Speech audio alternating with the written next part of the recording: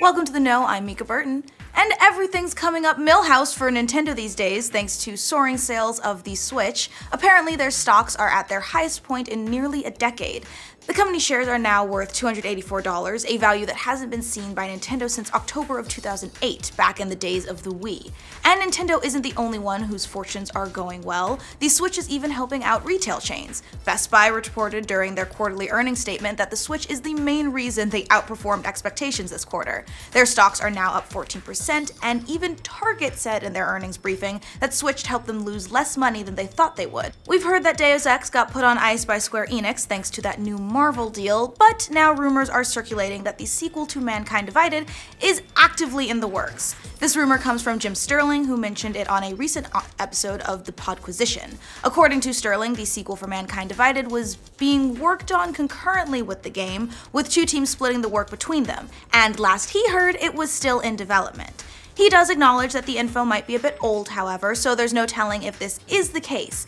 At the moment, we know that Eidos Montreal is working on Shadow of the Tomb Raider and Guardians of the Galaxy. Video game streamers are now going to get even more suggestions from their audience, courtesy of some new interactive features from Twitch. These interactive chat abilities are coming specifically to a handful of games. Hearthstone, Overwatch, League of Legends, Destiny, and Rocket League will all be included. In Hearthstone, for instance, the audience will be able to see an interactive deck overlay. Destiny streamers will get gear and stats, and viewers can see their loadouts, and streamers will also get access to a heat map, so viewers can click directly on the video to suggest what they should do next in the game.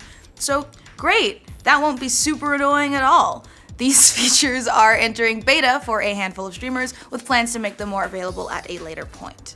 CD Projekt Red enthusiasts didn't get any hard details about the company's next game, Cyberpunk 2077, at the company's recent earnings call this week. However, there was a bit of a tease about how the company plans on rolling out more information about the open-world sci-fi title. According to CD Projekt Red's CEO Marcin Kaczynski, the promotional campaign for Cyberpunk 2077 is already planned. Its main element is the surprise, so I cannot even say when it will begin, simply because it has to come as a surprise. Thanks, Marcin. So maybe that surprise could possibly happen at E3 this year? Come on guys, don't leave us hanging on this one. We've been waiting for a really long time for this. Overwatch's first year anniversary event kicked off this week, and true to form, Blizzard and the community are celebrating with a bunch of loot, skins, and emotes for their favorite characters. However, some aren't too happy with how all the loot is shaking out.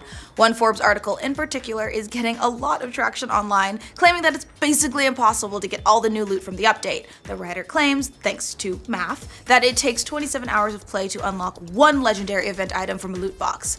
Based on that, he writes, "There are only 168 hours in a week. Let's say that you somehow are able to play Overwatch for 8 hours a day because you're just that damn good at time management. In 3 weeks, playing 7 days straight, that's 168 hours / boxes, plus or minus some bonus boxes for arcade activities."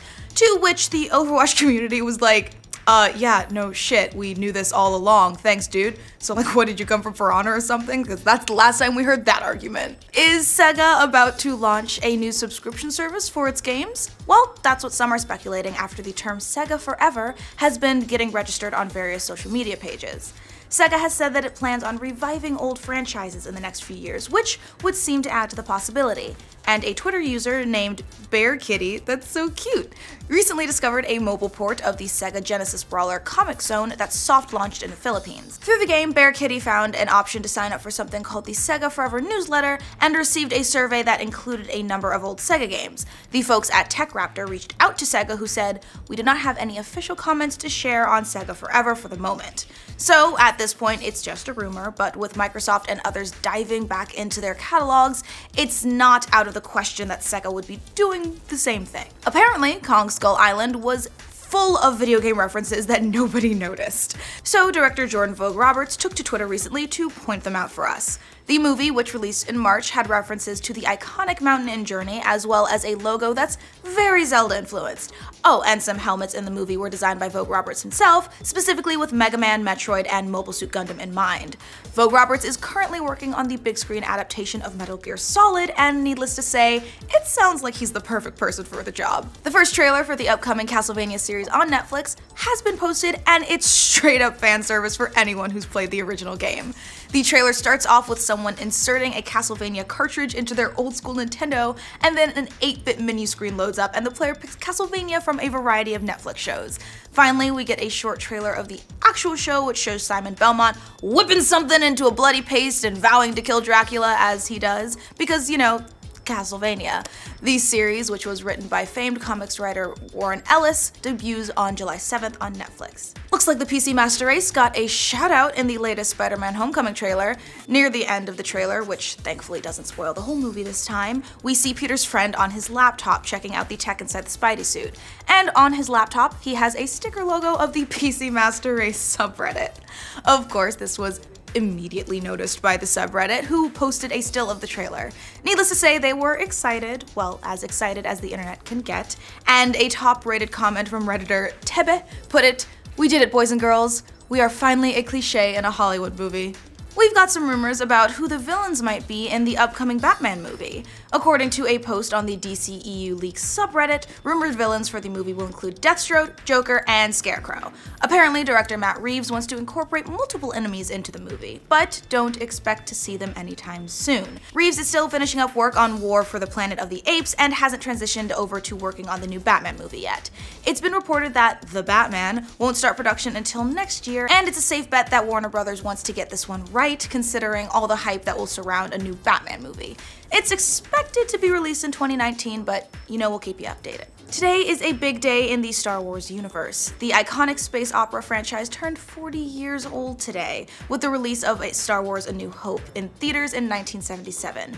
Yeah, take a second to feel really old. While A New Hope was a hit and quickly took the world by storm, nobody could have foreseen the institution that Star Wars would become, spanning movies, books, cartoons, video games, comics, and of course, toys. Lots and lots of toys, which I probably own way too many of. So, happy birthday, Star Wars. May the 40th be with you. Just remember, now that you're getting older, you might want to start taking an adult vitamin, and remember to get exercise, maybe get some sun.